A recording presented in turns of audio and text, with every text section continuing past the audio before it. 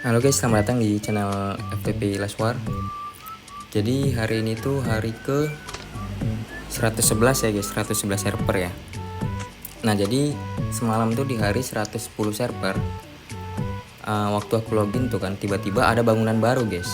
Bangunan barunya itu ada ini guys, Aula Profesi. Nah di Aula Profesi ini kita bahas season 1 ya. Ini tuh bangunan di season 1 guys. Nah jadi semalam muncul ini menu baru di beranda utama ya. Di halaman utama tuh ada menu baru. Jadi isi dari menu baru itu season 1 guys. Kita udah mulai menyambut season baru, season 1 ya. Dan isi dari season 1 itu ada ini guys, kita lihat dulu ya. Isinya ada ini guys, tampilan dari season 1. Nah dan di season 1 ini udah mulai hitung mundur ya, sekitar 12 hari lagi ya, 13 hari ya. Berarti dari muncul semalam itu seharusnya 2 minggu ya. Berarti kita udah mulai hitung mundur untuk masuk ke season 1 ya. Nah jadi di isinya itu ada pengelompokan. Nah ini kemungkinan nanti kita bakalan jumpa di server-server ini guys. Ada 1255, 1263, 1268 ya. Kemudian 1253, ini ada server aku juga 1267, kemudian 1258 dan 1256 dan 1261 guys. Nah jadi yang bakalan ketemu di perang season 1 nanti server-server ini ya. Oke, selanjutnya ada aturan. Nah ini dia aturan-aturannya yang ada di season 1 guys. Nah ini mungkin nanti bahasnya waktu udah masuk di season 1 ya, 2 minggu lagi ya. Nah kemudian ada hadiah.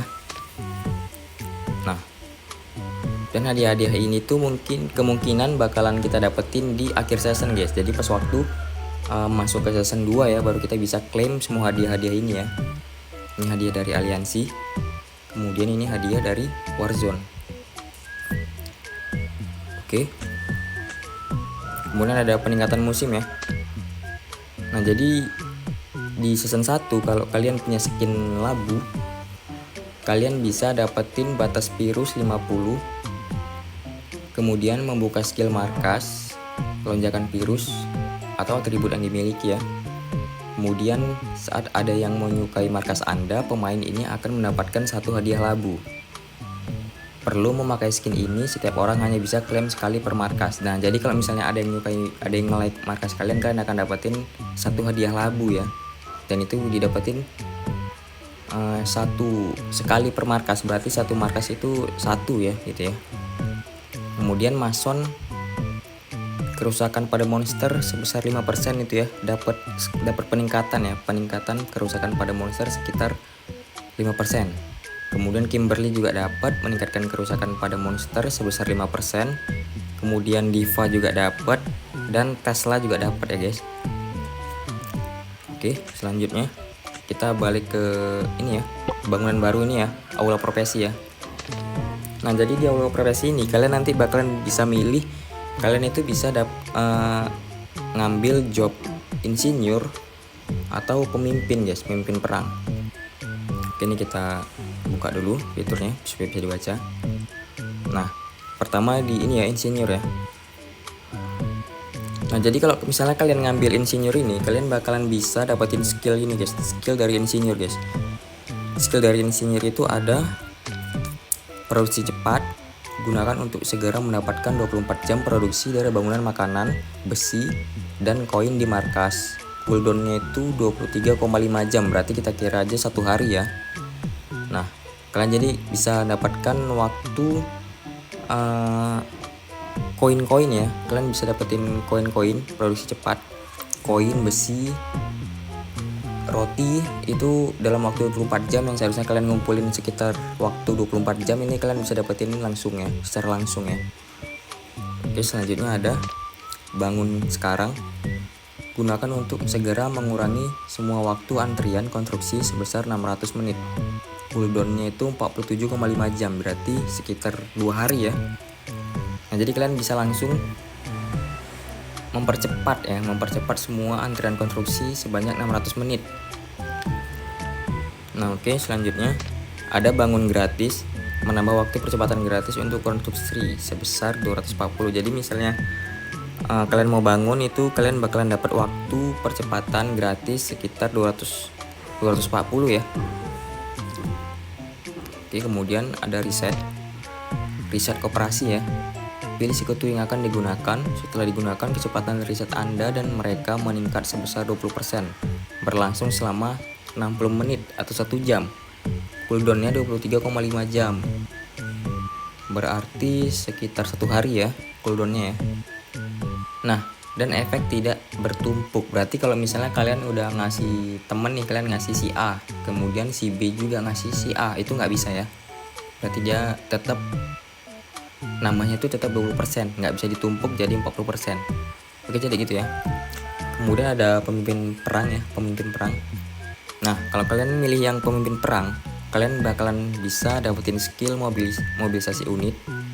Gunakan untuk segera menerima 250 unit level tertinggi, tidak melebihi kapasitas lapangan latihan. Cooldownnya sekitar 1 hari ya, 23 jam,5. Nah, jadi kalau misalnya kalian pakai ini, kalian bakalan dapat troops sekitar 250 troops ya, secara langsung ya, instan ya.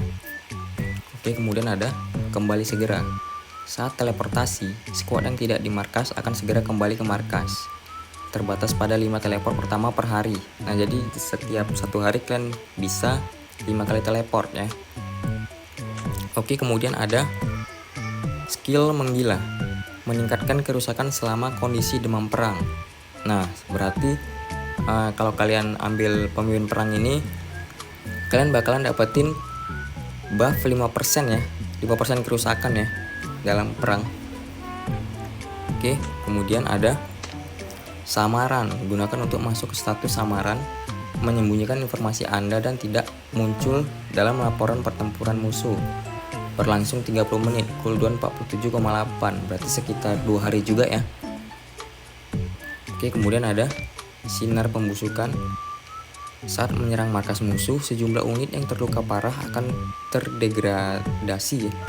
Level unit mereka berkurang 1 hingga minimum level 1, dengan maksimum 1000 unit terdegradasi ya per hari. Oke, ini kayaknya nggak ada cooldown ya, berarti bisa terus-terusan ya.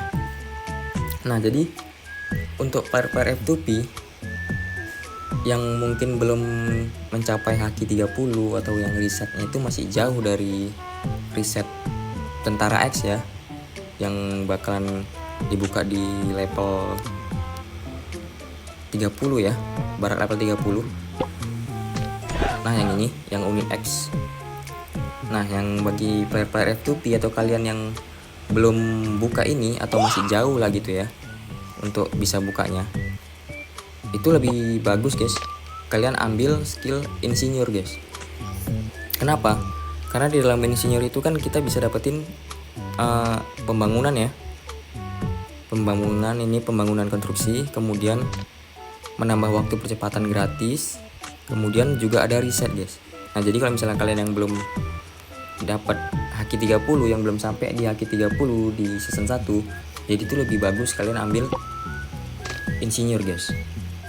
Tapi kalau misalnya kalian udah capai level 30 ya, Haki 30, atau misalnya kalian sultan yang sering belanja, yang udah terbuka juga unit X, kalian itu bisa ambil pemimpin perang guys, yang ini ya. Karena kalau seperti yang kita lihat ya, buff dari pemimpin perang ini tuh semuanya tentang perang guys. Nah, yang ini bisa nambah dapetin unit, yang ini bisa teleport, yang ini nambah kerusakan damage saat menyerang ya. Kemudian ini masuk satu samaran ya, ini aku nggak tahu pasti gimana karena aku belum pernah juga. Dan kemudian ini ya, ada sinar pembusukan ya.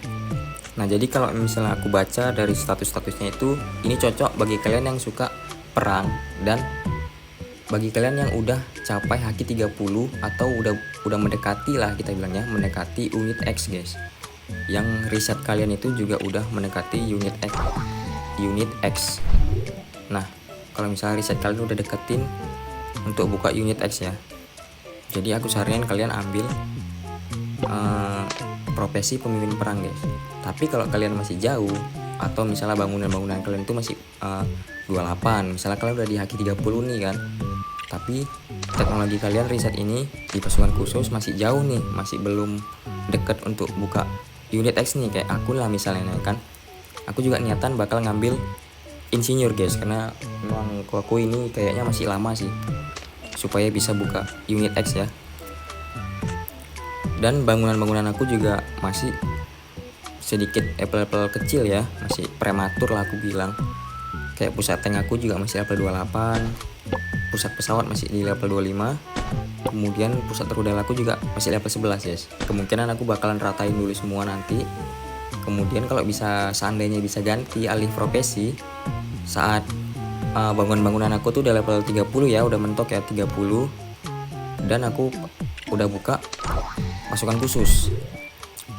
Kemudian mungkin juga aku targetin unit ke 80 atau 90%, kemudian hero juga guys ke 80 atau 90% ya.